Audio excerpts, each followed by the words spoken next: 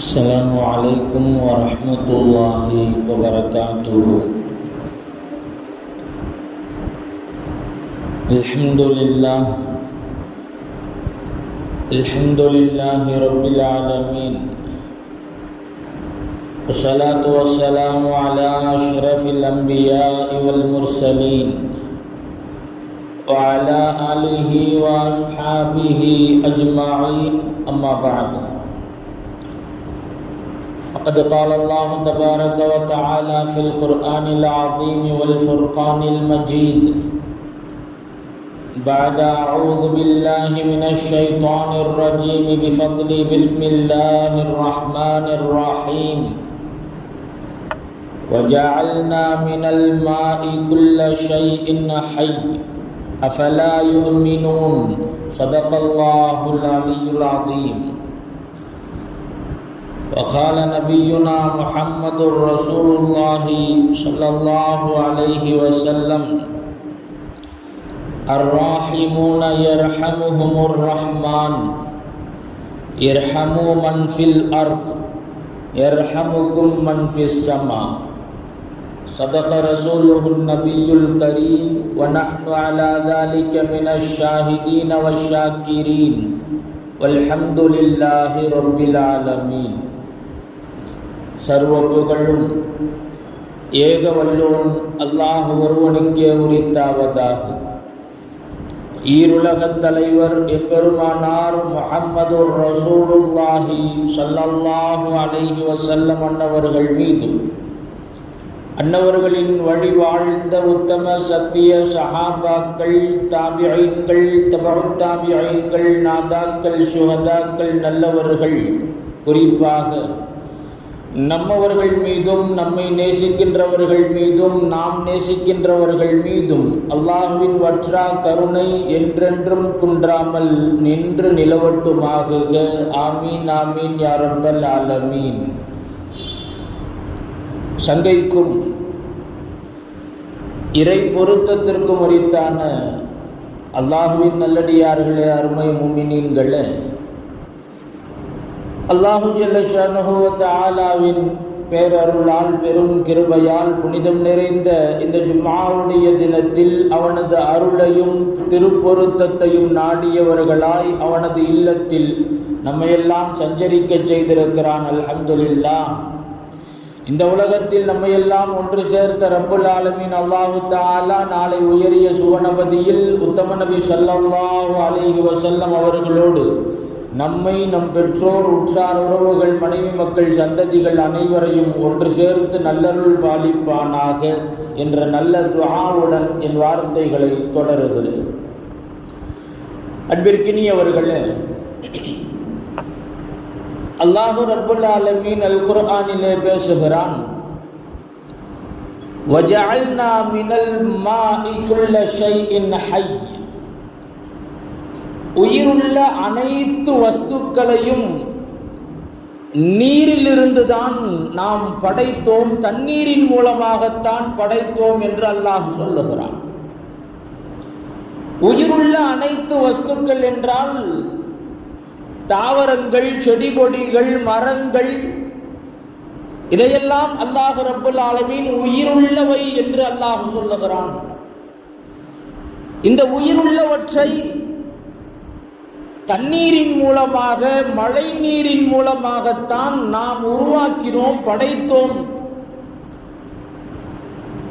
இந்த பூமி செழிப்பதற்கான மூல ஆதாரம் என்பது நீராதாரமாகத்தான் இருக்கிறது என்பதை அல் குர்ஆன் பேசுகிறது. எனவேதான் தமிழ் கூற்று ஒன்று உண்டு: நீரின்றி அமையாது உலகு என்று சொல்லுவார்கள். நீர் இல்லாமல் இந்த நிலப்பரப்பு நிலை பெறாது. நீர் இல்லாமல் ஜீவராசிகளுக்கு பாதுகாப்பான வாழ்வு கிடையாது. எனவே அனைத்திற்குமான அடிப்படை நீர். அந்த நீராதாரத்திற்கான மூலம் மழையாக இருக்கிறது. அந்த மழையை தருபவன் யார்? மழை அல்லாஹுடைய பெரும் நிஅமத், அல்லாஹுடைய பேரருள். அந்த மழையை தருபவன் யார்? மழையை பொழிய செய்பவன் யார்? அல்லாஹ் ரப்புல் ஆலமீன் அல் குர்ஆனிலே சொல்லுகிறான், அல்லதி ஜஅல லக்குமுல் அர்த ஃபிராஷா. அந்த அல்லாஹ் தான் உங்களுக்கு பூமியை விரிப்பாக ஆக்கி தந்தான். வஸ்ஸமாஅ பினாஅ, வானத்தை அவன்தான் முகடாக ஆக்கி தந்தான். வஅன்ஸல மினஸ் ஸமாஇ மாஅ, அவன்தான் உங்களுக்கு வானத்திலிருந்து மழையை இறக்கினான். வஅக்ரஜ பிஹி ஃபஅக்ரஜ பிஹி மினஸ் ஸமராத்தி ரிஸ்கன் லக்கும், அந்த மழையின் மூலமாக உங்களுக்கான ரிஸ்கை அல்லாஹ் ஏற்படுத்தி தந்தான் என்று அல் குர்ஆன் பேசுகிறது. எனவே மழையின் மூலமாகத்தான் தாவரங்கள், செடி கொடிகள், விவசாயங்கள் செழிக்கிறது. நமக்கான ரிஸ்க் என்பது மழையின் மூலமாகத்தான், மழையை அடிப்படையாக வைத்துத்தான் பெறப்படுகிறது. எனவேதான் இந்த மழை அல்லாஹுடைய பெரும் நிஅமத், அல்லாஹ் தந்திருக்கிற பேரருள், அல்லாஹ்வுடைய அருட்கொடை.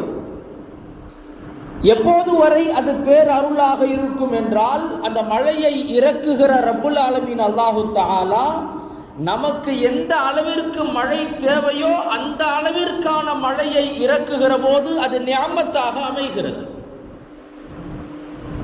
அளவோடு அந்த மழையை இறக்குகிற போது அது நிஅமத்தாக அமைகிறது, பேரருளாக அமைகிறது. எனவேதான் அல்லாஹ் சொல்லுகிறான் அல் குர்ஆனிலே, வஅன்ஸல்னா மினஸ் ஸமாஇ மாஅன் பிகதரி, வானத்திலிருந்து நான் மழையை இறக்குகிறேன், அளவோடு நான் இறக்குகிறேன் என்று அல்லாஹ் சொல்லுகிறான்.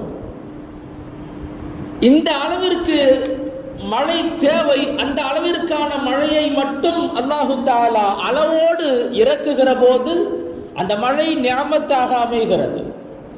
எப்போது அது அளவை மீறி விடுகிறதோ அப்போது அது பெரும் சோதனையாக மாறிவிடுகிறது. இன்றைக்கு நிறைய சொல்லுகிறார்கள், மேக வெடிப்பு என்கிறார்கள், பனிமலை வெடிப்பு என்கிறார்கள், பனிக்கட்டிகள் உருகி வெடித்து சிதறுதல் என்கிறார்கள். பல வழிகளிலும் அது பேராபத்தை ஏற்படுத்தக்கூடியதாக மாறி போகிறது.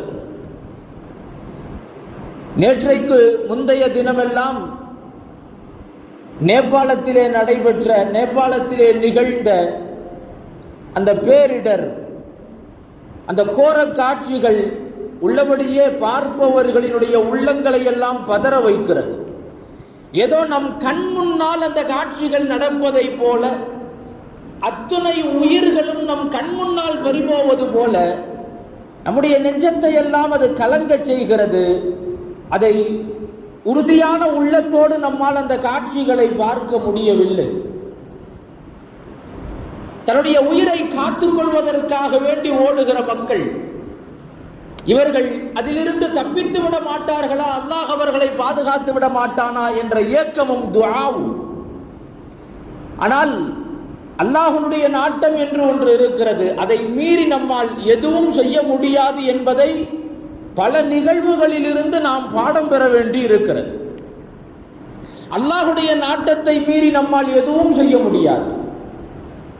அந்த பெருவெள்ளத்தில் சிக்குண்டு மரணித்தவர்களினுடைய எண்ணிக்கை 500 தாண்டி இருக்கிறது என்று மீட்பு குழுவினர் தெரியப்படுத்துகிறார்கள். இதற்கான காரணத்தை பலவாறாக ஆராய்ந்து கொண்டிருக்கிறார்கள். நிலநடுக்கம், நிலநடுக்கத்தின் காரணமாக பனிப்பாறைகள் வெடித்து அது பனிக்கட்டிகள் எல்லாம் உருகி போய் அதன் மூலமாக இந்த வெள்ளப்பிரளயம், வெள்ளப்பெருக்கு நிகழ்ந்திருக்கிறது என்பதை சொல்லுகிறார்கள். அகமொத்தத்தில் தண்ணீர் என்பது ஒரு அளவோடு இருக்கிற வரை அந்த தண்ணீரை நாம் பருகுகிறோம். தண்ணீரை குடிப்பதின் மூலமாகத்தான் நாம் உயிர் வாழ முடிகிறது. அந்த தண்ணீரைத்தான் நமக்கான ஆதாரமாக கொண்டிருக்கிறோம். அது ஒரு அளவோடு இருக்கிற வரை அதை நம்மால் அனுபவிக்க முடிகிறது, ருசிக்க முடிகிறது, ரசிக்க முடிகிறது. அளவை மீறி போகிற போது மனித சக்தியால் அதை தடுத்து நிறுத்துகிற ஆற்றல் மனித சக்திக்கு கிடையாது. அறிவியல் வளர்ச்சி, விஞ்ஞான வளர்ச்சி எவ்வளவுதான் உயர்ந்து போனாலும் கூட அல்லாஹ்வுடைய ஆற்றலுக்கு முன்னால் மனித சக்தி தோல்வி அடைந்தே தீரும் என்பதை பல நிகழ்வுகள் நமக்கு பாடமாக தந்து கொண்டிருக்கிறது. எனவேதான் அல்லாஹ் சொல்லுகிறான், வஹுவல் அஸீஸுல் ஹக்கீம், அல்லாஹ் யாவற்றையும் மிகைக்கக்கூடியவனாக இருக்கிறான். அல்லாஹ் அனைத்தையும் மிகைக்கக்கூடியவன். அல்லாஹ்வை யாராலும் ஜெயிக்க முடியாது. அல்லாஹ்வுடைய வல்லமையை யாராலும் ஜெயிக்க முடியாது. அவன் யாவற்றையும் மிகைக்கக்கூடியவனாக இருக்கிறான் என்று அல்லாஹ் அல் குர்ஆனிலே பேசுகிறான். அருமையானவர்களே, இது போன்ற நிகழ்வுகள் எல்லாம் நடைபெறுகிற போது இந்த நிகழ்வுகளில் இருந்து நாம் பெற வேண்டிய பாடங்கள் ஒரு சிலது இருக்கிறது. அந்த பாடங்களை நாம் பெற்றாக வேண்டும். ஏதோ எங்கோ நடந்த ஒரு நிகழ்வு நம்முடைய மாவட்டத்தில் அல்ல, நம்முடைய மாநிலத்தில் அல்ல, ஏன் நம்முடைய நாட்டில் அல்ல, வேறு ஒரு நாட்டிலே நடந்த நிகழ்வு என்று இதை சர்வ சாதாரணமாக நாம் கடந்து போய்விடக் கூடாது. அந்த தண்ணீரை அங்கே பெருக்கெடுக்க செய்த ரப்புக்கு நாம் இருக்கிற பகுதியிலே அந்த தண்ணீரை ஓட வைப்பதற்கு அவன் வல்லமையற்றவனாக இல்லை. இன்னல்லாஹ அலா குல்லி ஷைஇன் கதீர், அல்லாஹ் அனைத்தின் மீதும் பேராற்றல் மிக்கவனாக இருக்கிறான். அவனுக்கு எதுவும் சாத்தியம். அல்லாஹ்வுக்கு எதுவும் சாத்தியம், எதையும் நிகழ்த்த முடியும். ஃபஅலுல் லிமா யுரீத் என்று அல்லாஹ் பேசுகிறான். ஃபஅலுல் லிமா யுரீத், அல்லாஹ் எப்படிப்பட்டவன் தெரியுமா? தான் எதை நாடுகிறானோ அதை செய்து முடிக்க வல்லமை மிக்கவனாக இருக்கிறான். அவெல்லாம் நினைக்கலாம், அல்ஹம்துலில்லாஹ் மலை பிரதேசங்கள் இல்லாத பகுதியில நாமெல்லாம் இருக்கிறோம். கடல் நம்ம பக்கத்துல இல்ல, ரொம்ப நெருக்கத்துல இல்ல. அப்படிப்பட்ட இடத்துல இருக்கிறதுனால நமக்கெல்லாம் ஆபத்து வர்றதுக்கு வாய்ப்பு இல்லைன்னு நினைக்கலாம். தண்ணீர் வருவதற்கு வாய்ப்பே இல்லாத இடத்தில் அல்லவா நபி ஸல்லல்லாஹு அலைஹி வஸல்லம் அந்த கப்பலை, நூஹ் அலைஹிஸ்ஸலாத்து வஸலாம் அவர்களுடைய கப்பலை அல்லாஹ் ஓடச் செய்தான். தண்ணீருக்கு வாய்ப்பே இல்லாத அந்த பகுதியில் அல்லவா அல்லாஹு தஆலா அந்த வெள்ள பிரளயத்தை அல்லாஹ் ஏற்படுத்தினான். எனவே இந்த நிகழ்வுகள் என்பது அல்லாஹு தஆலாவிற்கு காரணங்கள் தேவையில்லை. மலை இருக்க வேண்டும், பனிப்பாறைகள் இருக்க வேண்டும், கடல் இருக்க வேண்டும், எந்த காரணமும் தேவையில்லை. அல்லாஹ் எங்கு நாடுகிறானோ, எதை நாடுகிறானோ செய்து முடிப்பதற்கு பேராற்றல் மிக்கவனாக இருக்கிறான். எனவே அங்கு நடந்த நிகழ்வில் இருந்து நாம் பாடம் பெற வேண்டும். அத்தனை பேர் மௌத்தாகி இருக்கிறார்கள், மரணப்பட்டு இருக்கிறார்கள். அவர்கள் யாரும் நினைத்திருக்க மாட்டார்கள். எல்லோரும் சுற்றுலாவிற்காக வேண்டி சென்றவர்கள், மன நிம்மதியை தேடி சென்றவர்கள். அவர்களுக்கு அல்லாஹு தஆலா அவர்களுடைய முடிவை அல்லாஹ் இப்படி நாடி இருக்கிறார். அதே நேரத்தில் நாம் இப்படியும் அந்த நிகழ்வை கடந்து போவோம். அல்லாஹ் அவங்களுக்கு அப்படி ஒரு முடிவை வச்சிருக்கிறான், என்ன செய்ய முடியும்? இந்த சிந்தனையோடு நாம் நின்று விடாமல் நமக்கும் ஒரு முடிவு இருக்கிறது என்பதை நாம் நினைவுபடுத்திக் கொள்ள வேண்டி கடமைப்பட்டவர்களாக இருக்கிறோம். அல்லாஹு தஆலா நம்முடைய முடிவை அல்லாஹ் நல்லதாக்கி வைக்க வேண்டும். அல்லாஹ் நம்முடைய முடிவை அழகாக்கி வைக்க வேண்டும். நபி அவர்கள் அல்லாஹ்விடத்திலே கேட்பது போல, அல்லாஹும்ம அஹ்சின் ஆகிபத்தனா ஃபில் உமூரி குல்லிஹா, யா அல்லாஹ் எங்களுடைய எல்லா முடிவையும் நல்ல முடிவாக நீ ஆக்கி வைப்பாயாக என்று அல்லாஹ்விடத்திலே துஆ செய்வார்கள் அல்லவா? அந்த துஆவை நாம் அல்லாஹ்விடத்திலே கேட்க வேண்டும். அல்லாஹ் நம் அனைவரினுடைய முடிவையும் அல்லாஹ் நல்ல முடிவாக ஆக்கி தருவானாக. அருமையானவர்களே, இந்த நிகழ்வில் இருந்தெல்லாம் நாம் பெற வேண்டிய பாடம், நம்முடைய முடிவை, நம்முடைய மௌத்தை குறித்த சிந்தனை நமக்கு வர வேண்டும். அல்லாஹ் சொல்லுகிறானே, குல்லு நஃப்ஸின் தாயிகத்துல் மௌத், ஒவ்வொரு ஆன்மாவிற்கும் மௌத் இருக்கிறது. ஒவ்வொரு ஆன்மாவிற்கும் மௌத் இருக்கிறது. எல்லோரும் அந்த மௌத்தை, மரணத்தை சந்தித்தே தீர வேண்டும். எப்போது அந்த மௌத், மரணம் எப்போது வரும், எப்போது வரும் என்று யாருக்கும் தெரியாது. ஆனால் அந்த தவணை வந்துவிட்டால் ஒரு நொடியும் முந்தாது, ஒரு நொடியும் பிந்தாது.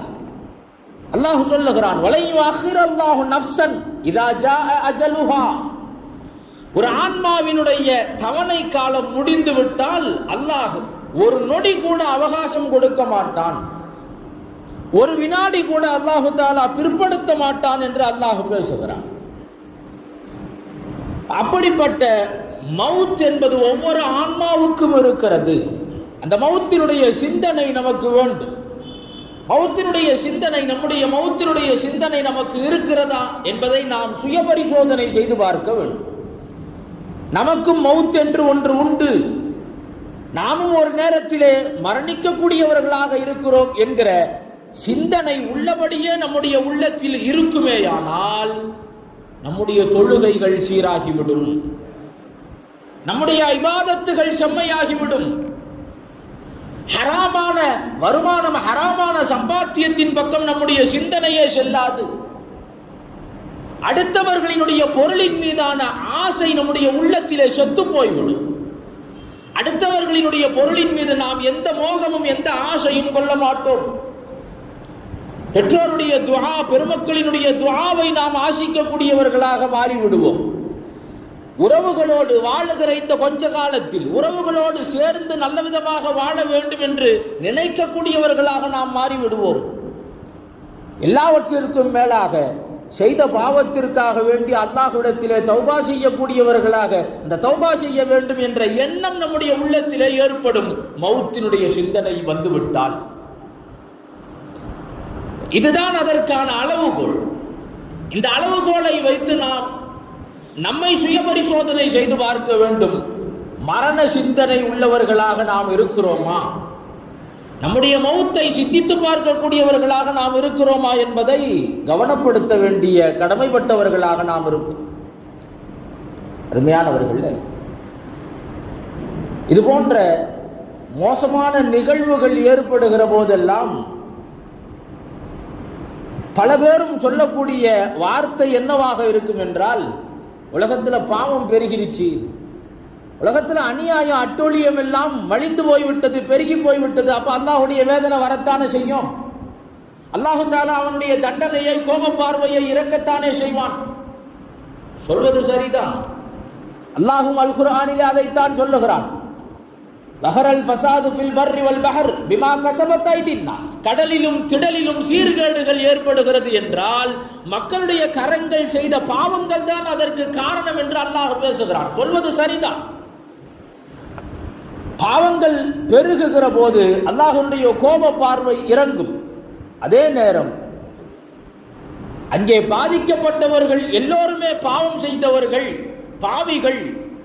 நாமெல்லாம் ஏதோ நல்லவர்கள், அதனால அல்லாஹ்வுடைய அஸாபு நம்ம பக்கம் திரும்பல என்பது போன்ற சிந்தனை யாருக்கும் வந்துவிடக்கூடாது.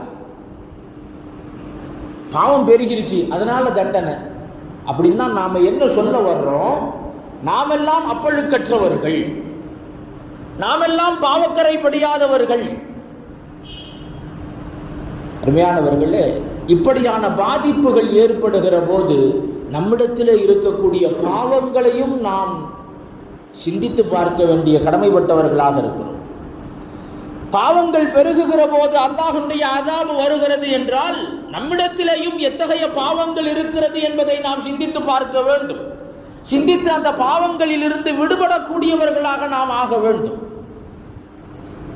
பிறரை மட்டுமே குறைபடுத்தக்கூடிய கண் உள்ளவர்களாக நாம் ஆகிவிடக்கூடாது. நம்முடைய குறைகளை, நம்முடைய குற்றங்களை, நம்முடைய பாவங்களை முதலில் பார்க்கக்கூடியவர்களாக நாம் இருக்க வேண்டும். ஸல்லல்லாஹு அலைஹி வஸல்லம் அவர்கள் சொன்னார்கள்,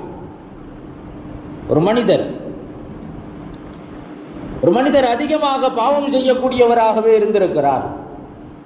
ஒரு வணக்கசாலி, அல்லாஹ்வை எப்போதுமே வணங்கி கொண்டே இருக்கக்கூடிய ஒரு ஆபிது, வணக்கசாலி, அவருக்கு அடிக்கடி உபதேசம் செய்வார். இப்படி எல்லாம் இருக்காது, இப்படி எல்லாம் இருக்காது. அவர் இஷ்டத்துக்கு தான் அவர் இருந்துகிட்டு இருக்கிறார். தவறுகள், பாவங்கள், குற்றங்கள் என்று. ஒரு நேரத்தில் அந்த ஆபிது, வணக்கசாலி, அவரை பார்த்து ஒரு வார்த்தை சொல்லுகிறார். அவரை பார்த்து சொல்லுகிறார், வல்லாஹி லா யக்ஃபிருல்லாஹு லி ஃபுலான். அல்லாஹ்வின் மீது சத்தியமாக சொல்லுகிறேன், அல்லாஹ் அவரை மன்னிக்கவே மாட்டான் என்று சொன்னார். அல்லாஹ் அவரை மன்னிக்கவே மாட்டான். நபி ஸல்லல்லாஹு அலைஹி வஸல்லம் அவர்கள் சொல்லிவிட்டு சொன்னார்கள், அல்லாஹு தஆலா இருவரையும் அழைத்து அல்லாஹ் சொல்லுவானா, அவரை மன்னிக்க மாட்டேன்னு சொல்றதுக்கு உனக்கு யார் அதிகாரம் கொடுத்தது? அவர் பாவம் செய்தவர் தான், தவறு செய்தவர் தான். ஆனால் அவரை நான் மன்னிக்க மாட்டேன் என்று சொல்வதற்கு உனக்கு யார் அதிகாரம் கொடுத்தது? என்னுடைய ரஹமத்தை கொண்டு அவரை நான் மன்னித்து விட்டேன், அவருக்கு நான் சுவர்க்கத்தை தருகிறேன். நான் மன்னிக்க மாட்டேன் என்று என்னுடைய வல்லமையிலே தலையிட்ட உனக்கு நான் நரகத்தை தருகிறேன் என்று அல்லாஹு தஆலா அவருக்கு நரகத்தை தீர்ப்பாக்குவான் என்பதாக ஸல்லல்லாஹு அலைஹி வஸல்லம் அவர்கள் சொன்னார்கள். அல்லாஹ்வுடைய மக்ஃபிரத், மன்னிக்கும் குணம் என்பது விசாலமானது. நாம் அல்லாஹ்விடத்திலே நமக்கான பாவ மன்னிப்பை கோருபவர்களாக நாம் இருக்க வேண்டும். பாவங்களில் இருந்து மீட்சி பெறக்கூடியவர்களாக நாம் இருக்க வேண்டும். மிக குறிப்பாக அந்த பாதிக்கப்பட்ட மக்களுக்காக வேண்டி அல்லாஹ்விடத்திலே கரமேந்தி துஆ செய்யக்கூடிய கடமையும் நமக்கு இருக்கிறது. மனிதாபிமான உணர்வோடு அவர்களுக்காக வேண்டி துஆ செய்ய வேண்டிய கடமையும் கடப்பாடும் நமக்கு இருக்கிறது. நபி ஸல்லல்லாஹு அலைஹி வஸல்லம் அவர்கள் சொல்லுவார்கள், அர்ராஹிமூன யர்ஹமுஹுமுர் ரஹ்மான். யார் இரக்கமுள்ளவர்களாக இருக்கிறார்களோ, நெஞ்சிலே ஈரமுள்ளவர்களாக இருக்கிறார்களோ, அவர்களுக்கு அல்லாஹு தஆலா தன்னுடைய இரக்கத்தை தருவான். அவர்களின் மீது அல்லாஹ் இரக்க குணமாக நடந்து கொள்வான். எனவே இரஹமு மன் ஃபில் அர்த், பூமியிலே உள்ளவர்களிடத்தில் நீங்கள் அன்பாக நடந்து கொள்ளுங்கள், அவர்களின் மீது இரக்கத்தோடு நடந்து கொள்ளுங்கள். இரஹமுக்கும் மன் ஃபிஸ் ஸமா, வானத்திலே இருக்கிற அல்லாஹ் உங்களின் மீது அன்பு காட்டுவான் என்றார்கள் நபி ஸல்லல்லாஹு அலைஹி வஸல்லம் அவர்கள். இந்த தருணத்தில் அவர்களுக்காக வேண்டி அல்லாஹ்விடத்திலே, மரணித்தவர்களுக்காக வேண்டி பாவ மன்னிப்பும், பாதிக்கப்பட்டவர்களுக்காக வேண்டி அவர்களுக்கான ஷிஃபாவிற்காக வேண்டி அல்லாஹ்விடத்திலே துஆ செய்ய வேண்டிய கடமைப்பட்டவர்களாக நாம் இருக்கிறோம். இந்த பாடங்களை எல்லாம் இந்த நிகழ்விலிருந்து நாம் கவனப்படுத்தி கொண்டு நம்முடைய வாழ்க்கையில் கடைபிடிக்கக்கூடியவர்களாக நாம் இருக்க வேண்டும். வல்லரஹ்மான் அல்லாஹு தஆலா அத்தகைய உயர்ந்த நற்பாக்கியத்திற்குரியவர்களாக அல்லாஹ் நம் அனைவரையும் ஆக்கி அருள் புரிவானாக. பிஹக்கி சய்யிதினா முஹம்மதின் ஸல்லல்லாஹு அலைஹி வஸல்லம். வஆகிரு தஅவானா அனில் ஹம்துலில்லாஹி ரப்பில் ஆலமீன்.